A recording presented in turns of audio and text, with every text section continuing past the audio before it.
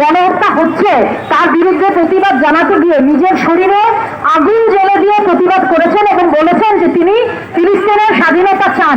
আপনারা যারা মনে করেন যে আমরা আজকে এখানে ফ্যাশন করার জন্য দাঁড়াই, সেটা এই জায়গাটার জন্য কেউ প্রতিবাদে আসবেন না, এবং যারা বিশ্বাস করেন যে স্বাধীনতা আসবে, সেটা আপনাদের মতো মানুষ যারা সংগ্রামে দাঁড়াবে, নিজেদের আওয়াজ তুলবে, যত বেশি হবে, যত বেশি মানুষ এটা উপলব্ধি করবে, তত বেশি এটার সম্ভাবনা সত্য হয়ে উঠবে। তো আপনাদের সকলের কাছে অনুরোধ, শুধুমাত্র এরকম সমাবেশে নয়, একদম যে যেখানে আছেন, যে যার জায়গাতে আছেন, সমস্ত জায়গায় সকল অন্যায়ের বিরুদ্ধে প্রতিবাদ গড়ে তুলুন এবং ফিলিস্তিনের যেই আজকে যে গণহত্যা হচ্ছে তার বিরুদ্ধে প্রতিদিন প্রতি মুহূর্তে সোচ্চার থাকুন। শুধুমাত্র এই সমাবেশের আয়োজন নয়, সমস্ত দিন সমস্তক্ষণ সোচ্চার থাকুন। ধন্যবাদ।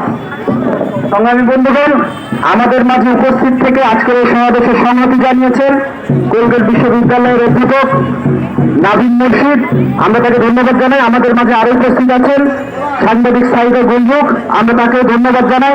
আমাদের মাঝে এখন সংহতি বক্তব্য রাখবেন রাজেশ রায়, আমি তাকে বক্তব্য রাখার অনুরোধ জানাচ্ছি।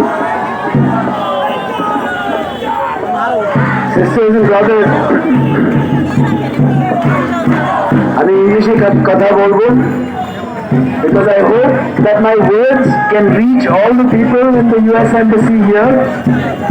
We were hoping to take this march right up to the steps of the US Embassy, but they stopped us here. No matter, we have loudspeakers, hopefully they can hear us. As an American citizen living in Dhaka, I want to thank you all for coming out today to stand up against what this government, the US government, is doing.